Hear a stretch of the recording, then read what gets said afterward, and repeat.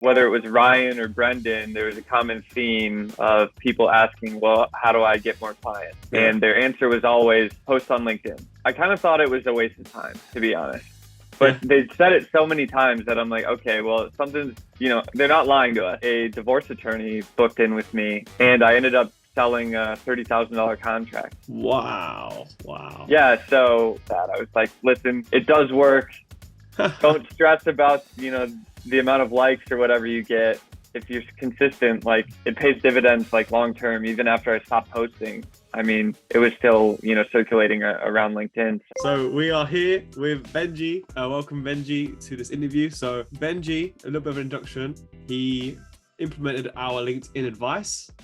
He was a bit skeptical at first of LinkedIn and whether posting would even work, but he did. He started doing it and he got some good results from it. So Benji, if you don't mind, just introduce yourself and just a bit summary about your agency and yeah, over to you. Yeah, so my name is Benji Albrecht. I run a BP agency, which is a legal marketing agency out of Scottsdale, Arizona. And like Alen said, I was skeptical at first that LinkedIn was, a viable client acquisition strategy, but I just kind of committed to posting every day. I posted every day for a little over a month. And then about 2 weeks later, I had a potential client book in who was a local divorce attorney who had seen some of my content and went through the proposal process and ended up selling $30,000 worth of services to that client, which was a LinkedIn lead. So despite my skepticism and, the lack of comments on my post, I found that it actually did,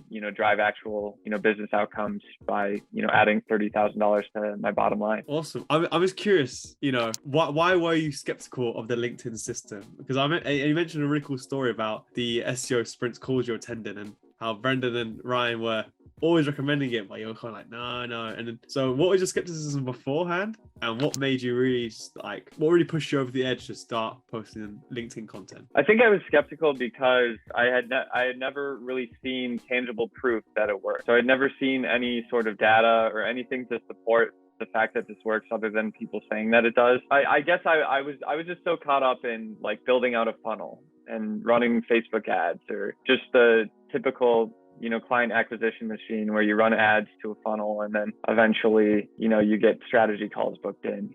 So I was hung up on that and just didn't want to pivot out of my own stubbornness, I suppose, but just committed to the process and it all worked out. So I'm going to keep doing it, obviously. So yeah, what I was thinking of asking you was what kind of pushed you over the edge? Really just the amount of times that Ryan and Brendan recommended it. I mean, it was literally every single call I was on with them. Someone would ask, how do I get more clients? And they said, you got to start posting on LinkedIn. And so, I mean, I have some copywriting experience, so that definitely helped me get results is, writing posts that actually resonated with my ideal client profile and not just, talking to everyone in general about SEO. But yeah, definitely just the number of times that it was recommended by Ryan and Brendan.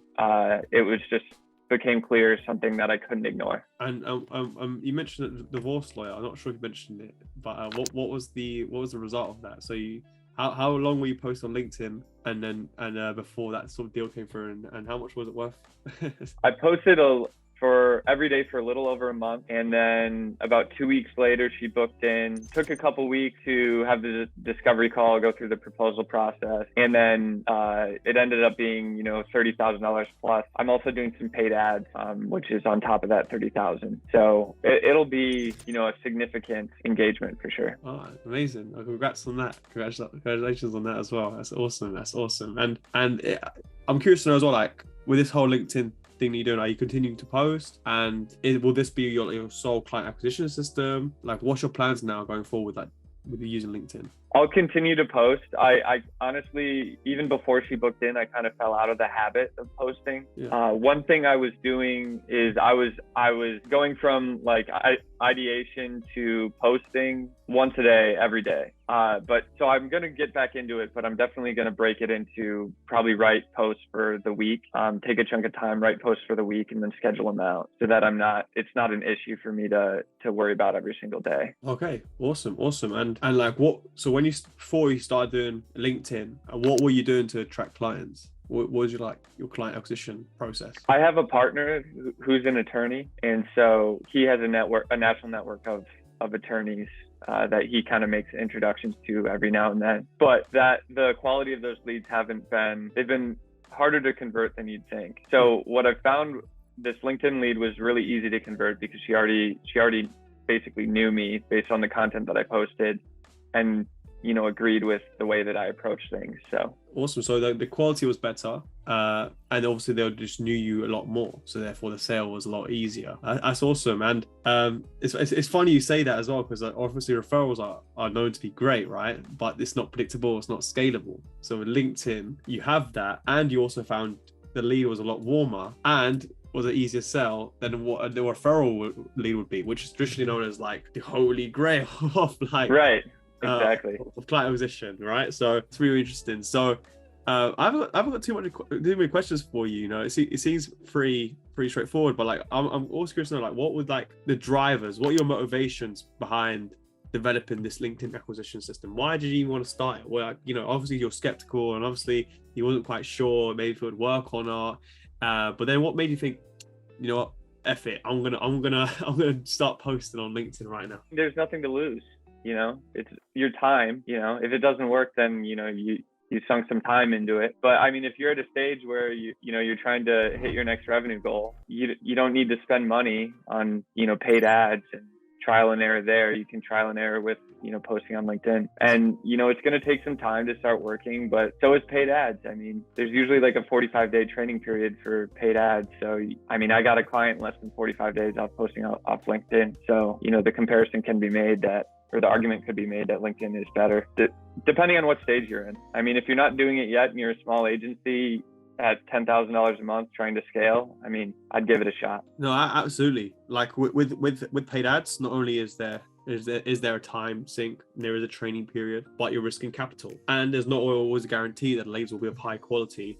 They're going to know you, or you'll build a relationship with them. With LinkedIn, of course, what you've done is tried, but within that time frame, what you've done is warm people up, got people to know you, got people to trust you. Therefore, it's actually an easier close, and it's, like I said, it's free and it's scalable because LinkedIn has a big audience of people who are qualified to do business with you. So no, absolutely. So I'm also curious to know as well, you started LinkedIn, you got results. So what would you say to people who maybe on the fence, because I know for someone we watching and be like, oh, I don't know, like it's a bit scary, posting on LinkedIn, or what if I'll do a post and it gets no likes and no one sees it? What would you be advice to someone who just kind of wants to get started in LinkedIn and start generating business that way? Or just repost it on LinkedIn? I would say anytime you're making a decision out of fear, that's not a good place to be. So you need to check your fears at the door. And because I mean, if you're trying to scale a business, you don't want to be making fear-based decisions. You want to be making decisions based on logic. And there's, when you have people like Brendan and Ryan saying this works, and then you have people like me who are skeptical going in, just committing to the process because they said it works, and then it does work. Well, it works. You just got to put the work in, and you got to get started. And yeah, it's scary because people might not like your post, but people are so concerned about themselves, they don't care about you. If the post isn't relevant to them, they don't like it, they just move about their day, they forget that you even posted. Absolutely. And it kind of leads me to my next question, because also you mentioned how like Ryan and Brendan were a huge influence in helping you do this, and then you signed a $30K deal like 30 days later, which is amazing. How would you describe your overall experience with the Blueprint training, and with having Ryan and Brendan there as your coaches and stuff? How's working with us had an impact on you and your business? I mean, I can't say enough good things about the Blueprint training. I mean, I had my first opportunity to sell SEO services on a Friday. I joined the Sprints program on a Tuesday and went through the sales modules, and then ended up selling, $24,000 worth of services to that client that Friday. But without, a sales framework, and basically the main thing the Blueprint's given me is like the confidence to know that I can deliver results, and the systems so that I can scale without losing that ability to deliver results. And so if you don't have that confidence going on a sales call, it's gonna be really hard to sell, because if you're not confident in yourself, well, why would they be confident? And they need to be confident in you if they're gonna hire you to do SEO for them. No, absolutely. Like, conviction is what sells. Conviction in your product. So it's nice to hear that the Blueprint training gave you that conviction and that confidence to go out there and sell, knowing you can get a result. And then knowing once you sign them on, you know exactly what to do in order to get them a result as well. Exactly.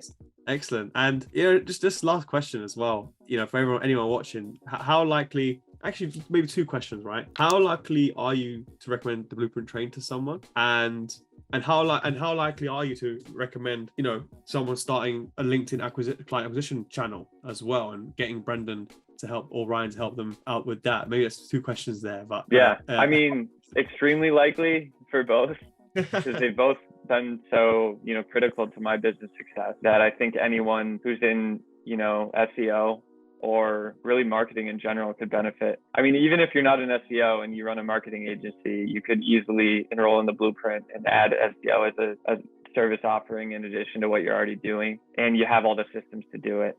And then, you know, LinkedIn acquisition, even if you're not selling SEO, you can sell whatever you want on LinkedIn. Your audience just changes. Excellent. And in addition to that, everyone listen, why should they act right now on getting started? Whether it's with Blueprint Training for operations, or whether it's, you know, LinkedIn acquisition system for acquire clients on LinkedIn. Why should they? Well, things are changing fast. I mean, that's the nature of digital marketing. LinkedIn is what's working right now. It might not work in, you know, a few months. The algorithm might change, might affect, you know, how your content gets distributed. The longer you wait, the more saturated that platform's going to get. So it's going to work less and less and less until people don't even recommend it anymore. So, you know, the sooner you act, the more results you're going to get. And that's usually the case in most things in business. Absolutely.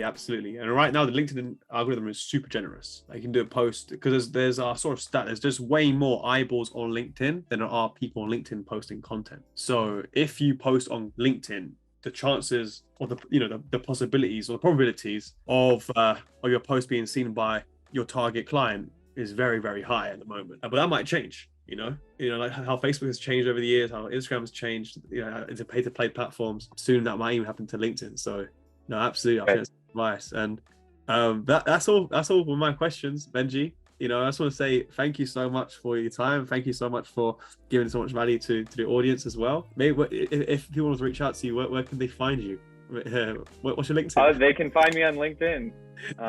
Benji Albrecht on LinkedIn. You can also book a call with me if you go to benjialbrecht.com. My Calendly is right on there. Excellent. But Benji, one more time, I really appreciate that.